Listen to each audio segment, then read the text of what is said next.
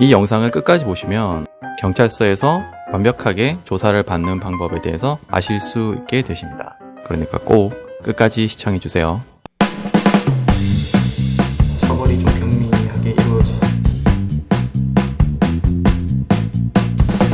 안녕하세요. 형사 전문 변호사 중변입니다.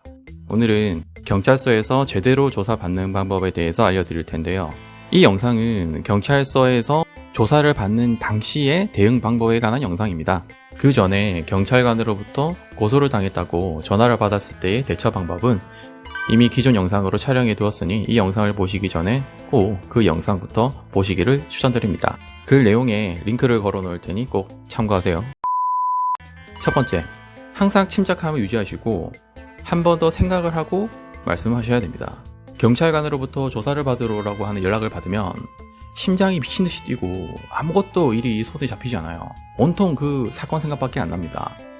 그래서 너무 흥분한 나머지 내가 지금 당장 경찰서로 가겠다, 지금 수사관 어디 계시냐, 나의 억울함을 밝히겠다 라고 하면서 당장 경찰서로 뛰어가시는 분들이 많아요. 그렇게 하시면 안 됩니다.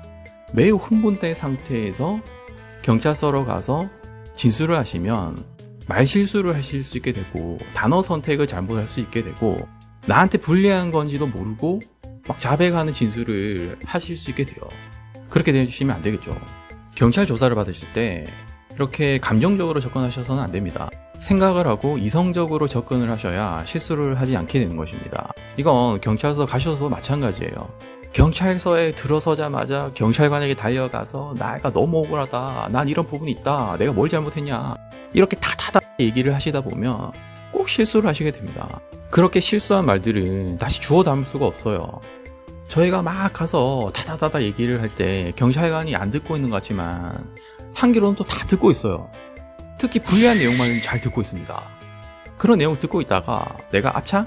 실수했다라고 생각을 해서 수사관이 잘 못 들었을 것 같은데 라고 생각을 하면서 말을 조금 바꾸면 금방 그걸 집어내요.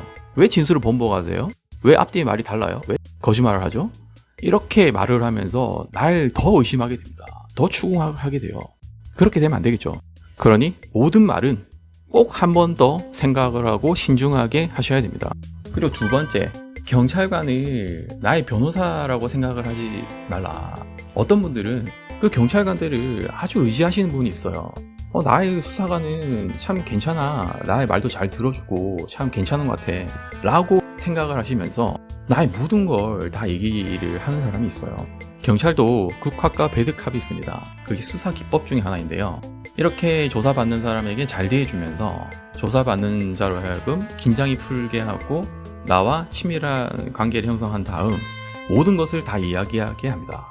그러면서 그렇게 방심해서 말을 했던 사실들을 나중에 다 수사 보고서에 적어요. 나는 내 수사관을 믿고 꼭 수사관님 알고 계세요 라고 말을 했던 것들이고, 날 위해서 마치 조사를 해줄 것 같고 공정하게 조사를 해줄 것 같지만 나중에 그 재판 가서 증거 기록을 등사해 보면 나한테 불리한 내용들이 잔뜩 적혀 있는 수사 보고서를 보게 되는 경우가 있어요.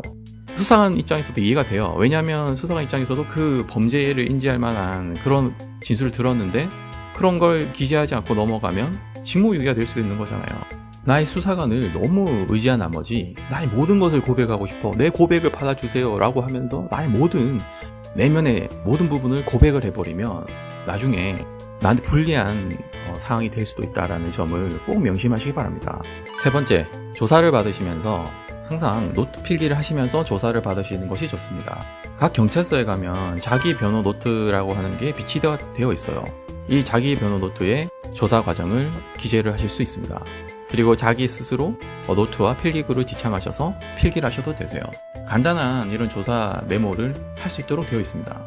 조사를 받게 되면 매우 긴장이 되는 상태잖아요. 나의 이상형 앞에서 내가 뭔가 말을 해야 되는 상황이에요. 고백을 해야 되는 상황이에요. 매우 긴장돼요. 비슷한 상황이에요. 이런 상황에서는 내가 말실수를 할 수도 있고 원래 내가 하고자 했던 단어가 아닌 다른 단어를 쓰게 된다든지 뭔가 행설수설하게 될 가능성이 있단 말이에요. 그러니 조사를 받으실 때 꼭 노트를 하셔서 질문의 취지가 뭔지 한번 생각해 보시고 내가 답을 어떻게 하는 게 나한테 더 유리하게 될 것인지를 생각을 하시고 시간을 보신 다음 이야기를 하셔야 됩니다. 단어 선택도 매우 중요하게 생각하고 이야기를 하셔야 되는 것입니다. 예를 들어 뺑소니 사건에서 조사를 받을 때 경찰관이 운전을 하면서 뭔가 이렇게 넘어가는 느낌을 받지 못하셨나요? 이렇게 물으셨을 수가 있잖아요. 그러면 내가 지금 뺑소니 조사를 받고 있는 상황이잖아요. 그러면 내가 사고 당시로 추측되는 시점에 뭔가를 넘어가는 느낌이 없었다라고 하면 그런 느낌을 받지 못했습니다 라고만 진술하시면 돼요. 그런데 막 엄청 깊은 고민을 해서 내가 혹시 뭐 넘었던 적은 없는지, 운전하다 보면 꼭 뭔가를 넘을 수도 있잖아요. 넘게 돼요.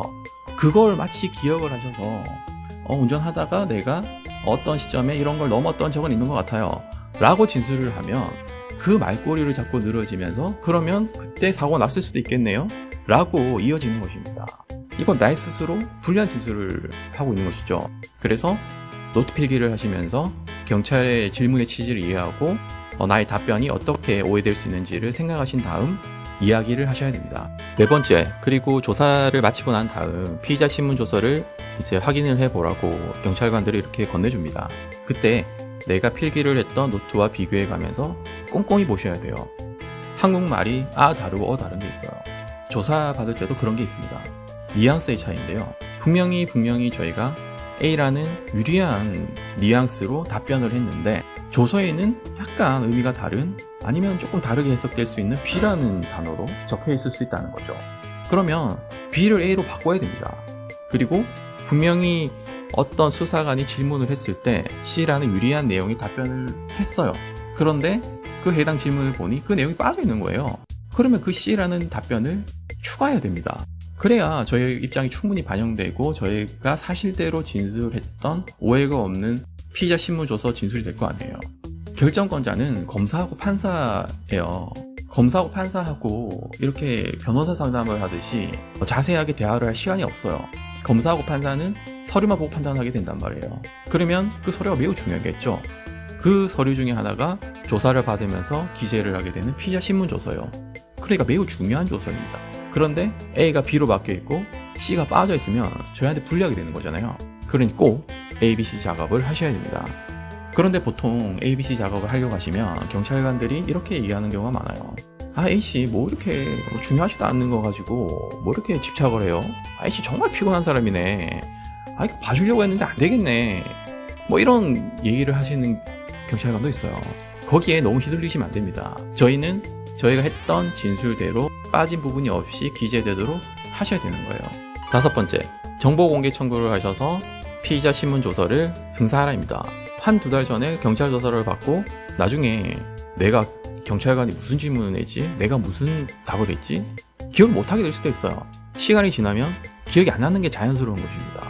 그렇기 때문에 나중에 뭐 2차 조사를 한다든지 대질 조사를 한다든지 이런 경우에, 그런데 내가 기억이 안 나서 다른 진술을 하거나 뭔가 이전과 다른 진술을 하면 진술을 번복한다고 오해를 받게 됩니다. 조사받는 입장에서는 그렇게 돼요. 그러니 그런 불필요한 오해를 받지 않도록 피의자 신문 조서를 등사해서 꼭 가지고 저희가 한 번씩 체크를 해야 됩니다. 이렇게 경찰 조사 시 대응 방법 5가지를 알아봤는데요. 경찰들은 수사를 할 때 다양한 수사 기법을 활용을 해서 수사를 합니다. 이런 수사 기법에 말리다 보면 나의 의도와는 다르게 사건이 흘러가게 되는 경우가 많아요. 억울한 상황을 겪게 될 수도 있습니다. 이 수사 기법에 대해서 다음에 제가 정리를 해서 영상을 올려볼 예정입니다. 도움이 되셨다면 구독과 좋아요 부탁드려요. 시청해주셔서 감사합니다. 좋은 하루 보내세요.